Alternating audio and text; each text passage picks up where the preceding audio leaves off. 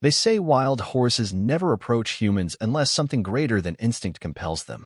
On a still autumn afternoon, across the wide, windswept plains of Montana, a Mustang appeared at the edge of an old ranch, its eyes holding a strange, silent invitation.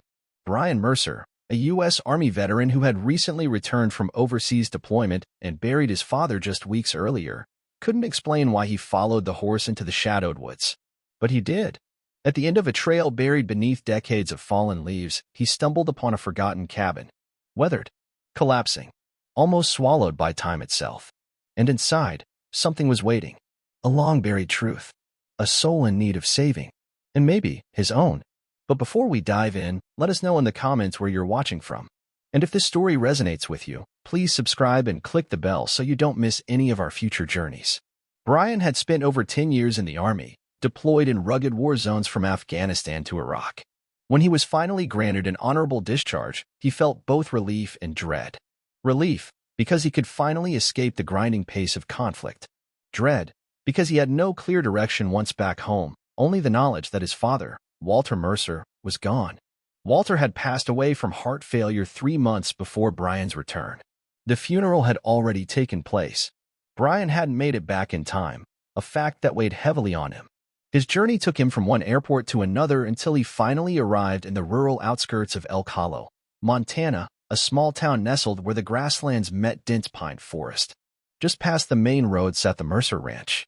Once lively and productive, it was now barely recognizable. The wooden fence posts were warped, some sections missing entirely. The fields where horses had once run free were overgrown, with knee-high weeds and thistle. A few surviving horses still wandered the land, underfed and hesitant. When Brian stepped onto the property, they barely glanced at him, just as he barely recognized the home he'd grown up in. The main house, a simple log cabin built by his grandfather, was cold and silent. Inside, the living room held only a rocking chair and a dusty table. He dropped his duffel bag, the only luggage he carried after a decade of deployments. He was used to traveling light, used to leaving at a moment's notice. But this time, there was nowhere else to go. The ranch, broken and silent, was now his by inheritance. Walter Mercer had left no letter. No goodbye. Just a name on a deed and a house full of ghosts. For several days, Brian kept to himself. He didn't visit town, didn't call old friends. His world shrank to the perimeter of the ranch, the faded fences, the crumbling barn, and the horses left behind. Each morning, he woke at sunrise. He fed the horses what little hay remained and refilled water troughs from the old well pump. The animals were skittish, underweight, and clearly neglected for months. Some bore signs of illness, while others simply stared through him like he was a stranger. He cleaned the stables as best he could, repaired what fencing he could manage, and in the afternoons, walked the property. His boots crunched over dried weeds and fallen branches. The silence was heavy, occasionally broken by a distant hawk or the low groan of the wind through pine trees. But the nights, those were worse. Brian slept fitfully on a worn-out couch in the front room, wrapped in a military-issue blanket. He would wake sweating, gasping, haunted by images from combat. Ambushes, explosions, friends screaming in the dark. Sometimes, he dreamed of his father, Walter. In the dreams, Walter stood at the gate of the ranch, saying nothing, his eyes unreadable. The same eyes that had once taught a young Brian to saddle his first horse.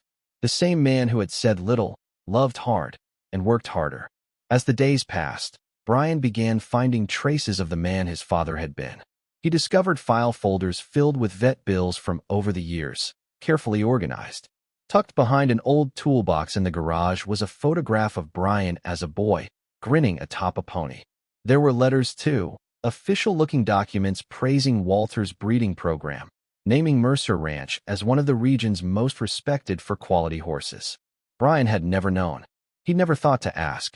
Then came the afternoon that changed everything. It was early October. The air was crisp, and the sky burned with streaks of gold and orange.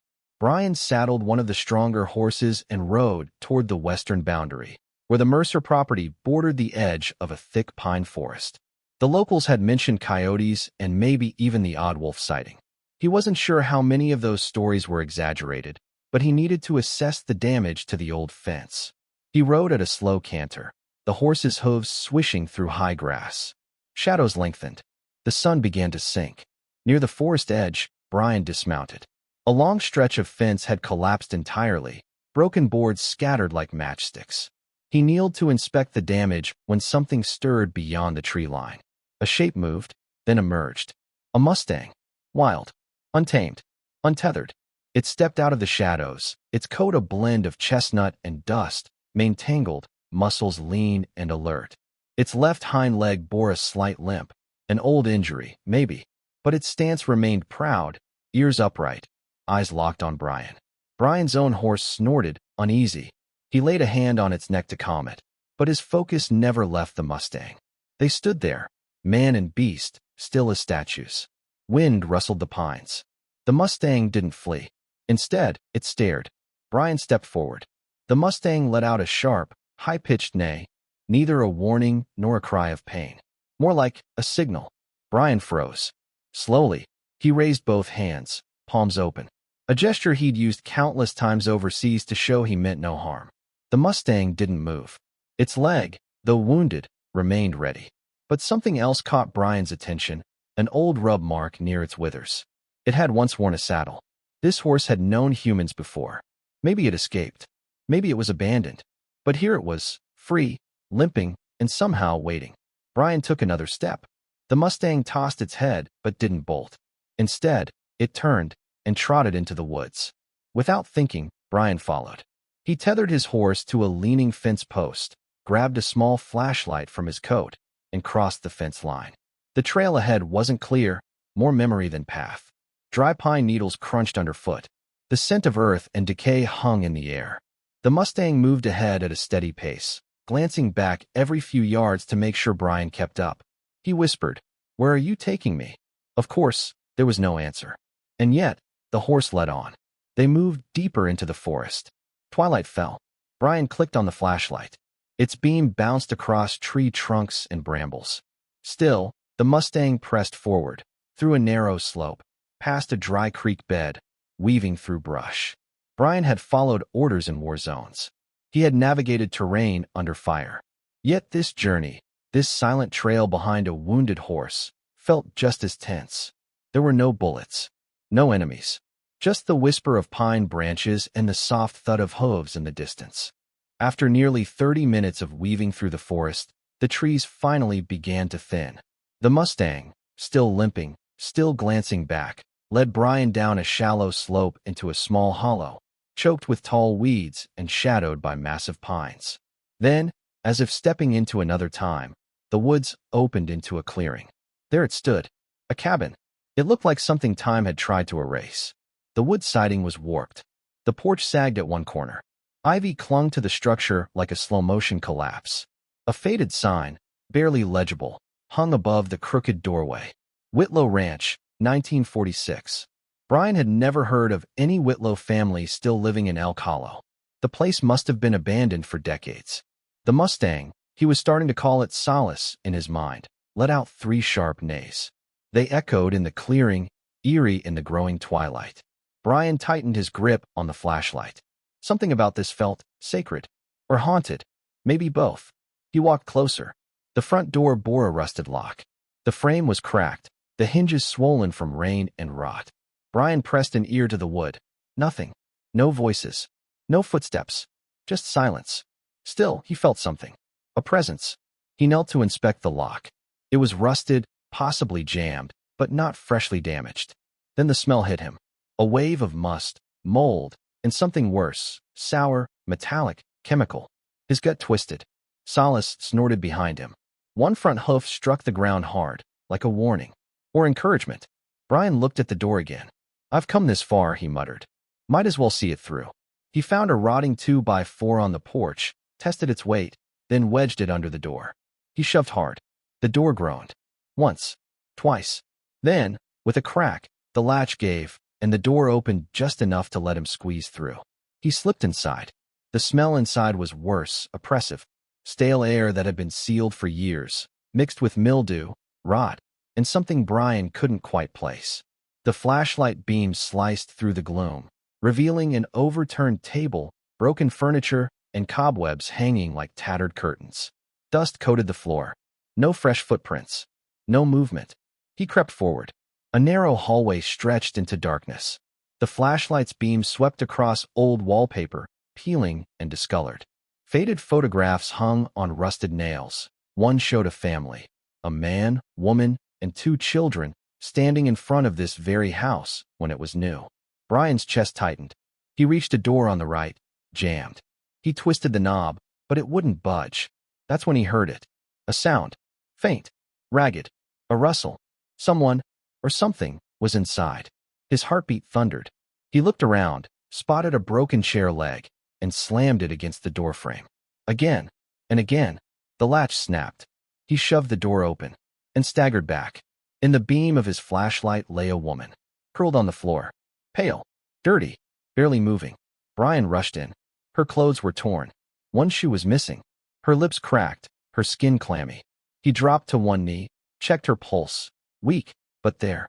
"Hey," he said softly, voice trembling. "Can you hear me?" No response. Her eyes fluttered. He fumbled in his jacket for his water bottle, lifted her head gently, and let a few drops touch her lips. She stirred, swallowed. Encouraged, he gave her more. The air in the room was suffocating. Dampness from the leaking roof had soaked the floorboards. He knew he had to get her out. He slipped one arm under her shoulders, the other beneath her knees, and lifted. She was slight, but the dead weight of unconsciousness made her hard to carry. He staggered back through the hallway. In the front room, the Mustang's head appeared at the doorway, eyes wide, ears alert. "She's alive," Brian whispered, not knowing why he said it out loud. But somehow, the Mustang seemed to understand. He stepped outside. The night air hit his lungs like a blessing. He laid the woman on a patch of grass just beyond the porch and pulled out his phone. No bars. He waved it in the air, desperate for signal. Nothing. Then one bar. He dialed 911. Static. Then a faint voice. "This is Elk County Dispatch. State your emergency." Brian gave his location as best he could. "Found a woman. She's unconscious. Could be hypothermia. Dehydration. I don't know. Just send someone." "We're dispatching EMS now," the voice replied. "It may take time. That location isn't on the maps." "I'll keep her alive," he promised. And he did. He gave her sips of water, covered her with his jacket, checked her pulse every few minutes. The Mustang stayed nearby, circling like a sentry. Each time Brian looked up, Solace was there, watching, waiting. Red and blue lights flickered through the trees like ghosts chasing time. The sirens, though faint, grew louder. Relief washed over Brian as 2 emergency vehicles pushed through the underbrush and rolled into the clearing. An ambulance and a sheriff's SUV. Paramedics jumped out with urgency, their boots thudding on the uneven ground. One, a brunette woman with a calm yet commanding voice, knelt beside the unconscious woman. The other opened in 4 kit and quickly started administering fluids. "She's dehydrated. Low pulse, but stable," one of them said. Brian stepped back, letting them do their work. A sheriff's deputy approached. His badge read Deputy Harris. He looked Brian over, then glanced toward the Mustang still pacing near the porch. "What happened here?" the deputy asked. Brian replied, "That horse led me here." Harris raised an eyebrow, clearly skeptical. "The horse?" Brian nodded. "It found me. Or maybe I found it." Harris didn't argue. He scribbled something in his notebook, glancing again toward the cabin's broken door. The paramedics gently lifted the woman onto a stretcher. As they moved toward the ambulance, one asked, "Do you know her name?" Brian shook his head. "She had a necklace. It said Emily. Emily Whitlow." The paramedic gave a quick nod, loaded the stretcher, and closed the doors. The sirens kicked up again, and the ambulance rolled away, disappearing down the narrow trail they had come from. Just like that, she was gone. But something had shifted. In the fading light, Brian stood still. Dust swirled around his boots.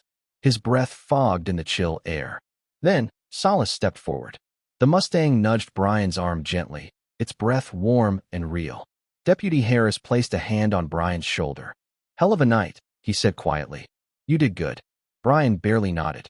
His eyes were locked on the cabin, its broken frame silhouetted against the stars. The deputy looked toward the trees. "We'll secure the area. Come back in daylight. Might be more inside. But without you, and that horse, that woman probably wouldn't have made it." Brian reached out, ran a hand through Solace's tangled mane. "I'm not sure if I saved her," he murmured. Or if this horse saved both of us. Solace let out a soft snort and lowered its head. As the sirens faded into the distance and the last officer left, Brian found himself alone beneath the towering pines. But this time, he didn't feel alone. Solace remained at his side, silent and steady. When Brian turned to make the long walk back to the ranch, the Mustang followed. The moon was high by the time Brian returned to the ranch. He expected Solace to vanish into the woods, to melt back into the wild. But when he turned, the Mustang stood just outside the broken western fence, watching. "You can come in if you want," Brian said softly, more to himself than the horse. Then, exhausted, he latched the gate and made his way to the barn. Morning came cold and quiet. Frost kissed the tips of the grass.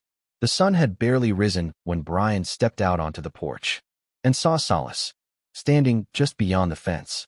Still there, still waiting. Over the next few days, Brian worked to nurse the ranch back to life. And every day, Solace lingered nearby, never crossing the fence, but always close enough to see. Brian started leaving hay and fresh water near the edge of the property. At first, Solace didn't come close, but eventually, hunger and trust won out. One morning, the Mustang stepped forward, slowly, and began to eat. Brian didn't move. He simply watched. Grateful, he began to speak softly, using the same calm voice he used to soothe skittish horses years ago. "Easy there, Solace. You're safe here." Each day, the distance between them grew shorter. Until, finally, Brian was able to reach out and rest a hand on Solace's neck. "You're a tough one," he whispered one evening, as the sun bled over the hills. "What brought you to me?" The Mustang didn't answer, of course, but it didn't need to. In its quiet presence, Brian found something he hadn't known he was looking for. Solace. A name. A feeling. A lifeline. Several days later, Brian's phone rang. It was Elk Hollow Medical Center. The woman, Emily Whitlow, had regained consciousness. "She's awake," the nurse said, and she asked about the man who found her. Brian felt his chest tighten. He agreed to visit the next morning. The next morning, Brian pulled up in front of Elk Hollow Medical Center, a small, one-story facility nestled on the outskirts of town, surrounded by rolling pastureland and early morning mist. Inside, the hallway smelled of antiseptic and quiet resolve. A nurse greeted him with a gentle nod, then led him to room 112. There, lying beneath crisp white sheets, was the woman he had carried from the shadows. She looked up as he entered, eyes clearer now, though rimmed with exhaustion.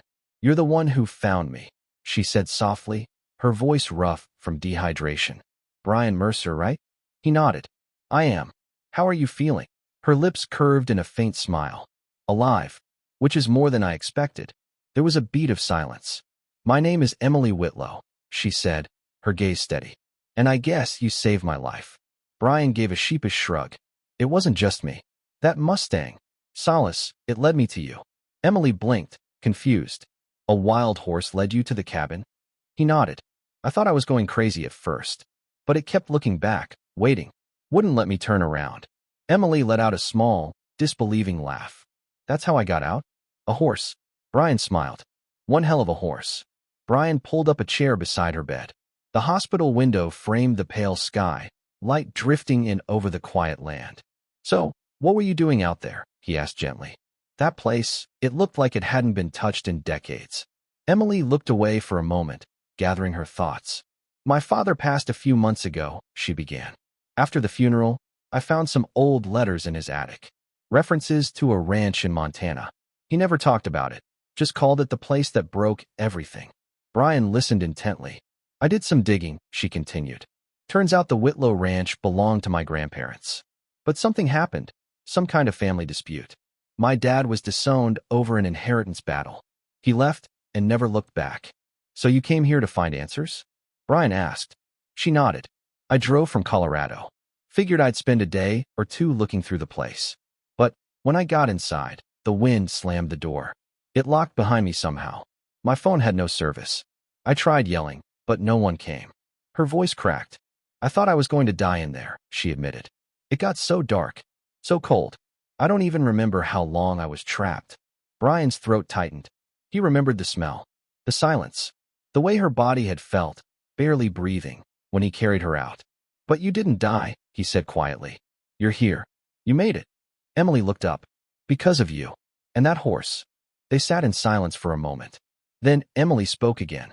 I want to go back, she said firmly. Brian blinked. To the cabin? She nodded. There are more letters. More pieces to the story. I didn't come all this way just to run from it. Brian studied her. Her face was pale, but her eyes burned with determination. I get it, he said softly. I lost my father too. A lot was left unsaid. I've been asking myself questions that no one can answer anymore. Emily met his gaze. Maybe if we dig together, we can find answers. For both of us. Brian hesitated, then gave a slight nod. Let me check the place first. Make sure it's safe. But yeah, I'll help you. A small smile tugged at Emily's lips. Thank you. I trust you. Brian rose to leave, but paused at the door. And Solace? He asked with a grin. Pretty sure that horse trusts you too. Emily chuckled. Then maybe we're both lucky. 3 days later, Brian returned to the cabin, this time in daylight, armed with tools, rope, gloves, and a flashlight. Solace followed him through the woods again. Quiet. Steady. As if retracing sacred steps. Inside the cabin, Brian found the same thick silence. But this time, it didn't feel haunted. It felt unfinished. He explored deeper than before, discovering a narrow passage behind the old pantry that led to a tiny crawl space. There, hidden in the rafters, he found a wooden box wrapped in canvas. Inside, letters, dozens of them, all addressed to Thomas Whitlow, Emily's father. They were yellowed, faded, some torn, but legible. Words of apology, regret, love. One letter, never mailed, read simply, I'm sorry I let pride come between us. Please come home. Brian's hands trembled as he read it. He knew what this meant. This was the missing piece of a family's broken history. And maybe, just maybe, a way to help Emily heal. Brian returned to the hospital 2 days later, a wooden box carefully secured in the passenger seat of his pickup truck. Inside that box lay stories untold, regrets never spoken, a father's words that had never found their way home. When he stepped into room 112, Emily Whitlow was sitting up in bed, pale but stronger. The foreline had been removed, and her eyes were clearer, determined. I found something, Brian said softly. In the cabin, in a crawl space above the back pantry. He set the box gently on her lap. Emily looked at it, fingers trembling as she untied the brittle twine. Inside were letters, dozens, some addressed to her father, others to mother and father. A few bore legal headers, one from a law firm referencing an unsettled will. But the one on top stopped her cold. It was torn in half, the top line barely legible. I'm sorry. Her breath hitched. These were written by my grandfather, she whispered. But my dad never got them. He must have left before they were found. She flipped slowly through the stack. Her fingers brushed the faded ink, absorbing the weight of each word. This changes everything, she said. Brian pulled up a chair. I thought you deserved to know. To read them all. In your own time. She nodded, eyes misty. Thank you. Really. Then she looked up, a small smile tugging at her lips. And thanks, Solace, too.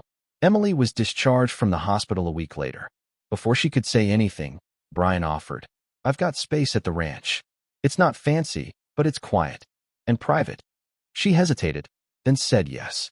The Mercer Ranch became a place of slow healing. Each morning, Emily helped Brian feed the remaining horses.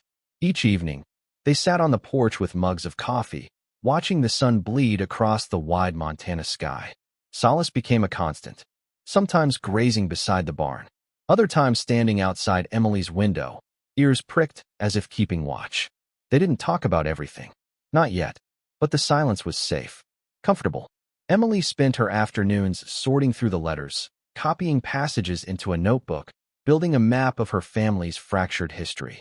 Brian spent his evenings writing, too, not about war, but about his father. He found one of Walter Mercer's old ledgers and began filling the blank pages with memories, fishing trips, unspoken lessons, the sound of the man's boots on the porch. Bit by bit, they were both piecing things back together.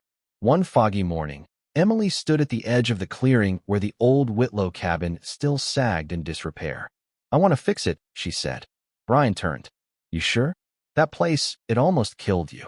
That's exactly why, she replied. I don't want it to stay a place of fear. I want to make it into something meaningful. She told him about the small inheritance her father had left. Enough to patch the roof, rebuild the porch, maybe even open the space to others someday. Brian didn't argue.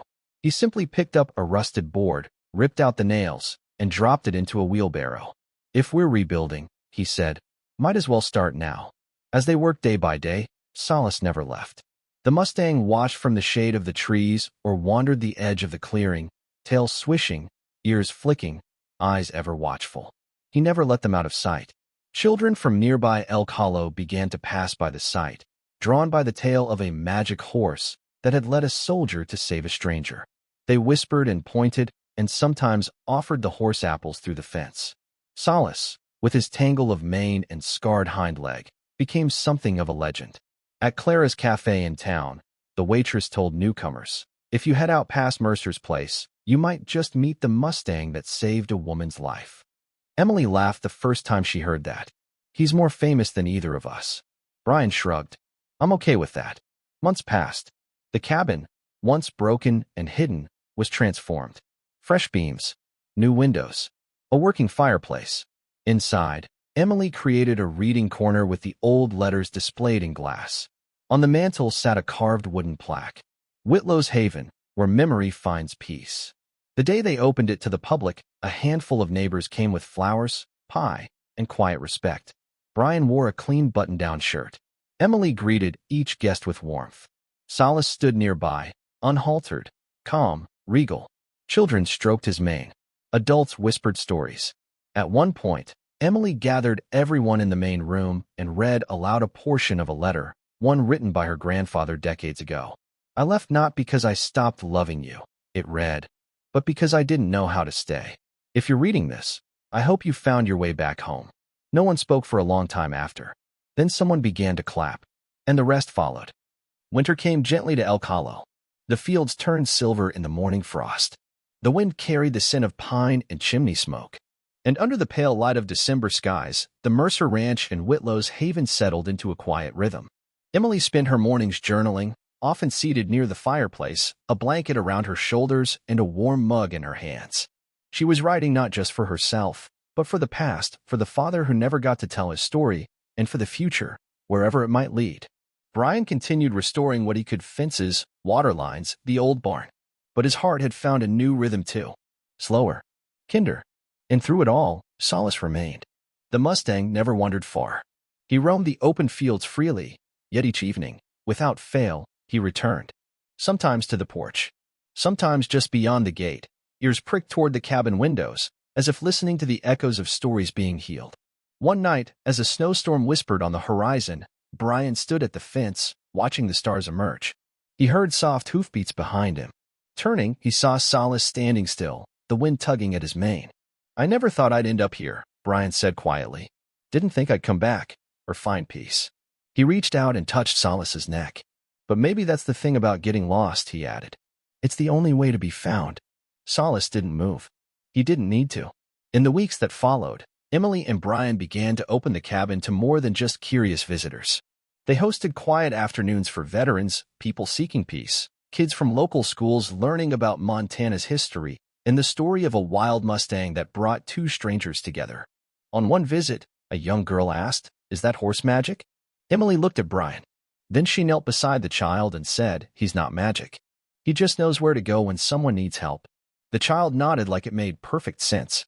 Later that night, as they walked back to the ranch under a sky full of stars, Emily asked, "Do you ever wonder what might have happened if Solace hadn't shown up?"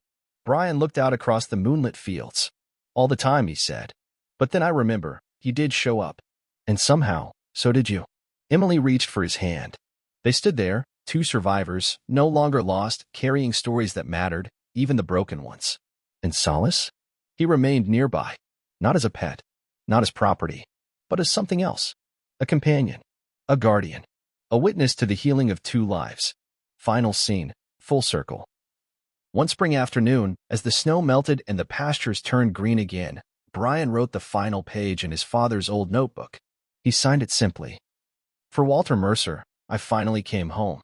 Emily placed the last letter from her grandfather into a frame, hanging it beside the cabin door where visitors could read it. Then the two of them stepped outside, a hand in hand, as Solace galloped in slow, easy strides across the field. Freedom and belonging. all in one. Thank you for staying with us through this unforgettable journey. If this story touched you, please let us know in the comments what part moved you the most. And if you believe in second chances, in healing, and in the wild hearts that lead us back to ourselves. Don't forget to like this video, subscribe to the channel, and tap the bell icon so you never miss another story like this one. From all of us here, thank you. And may you always find your way home.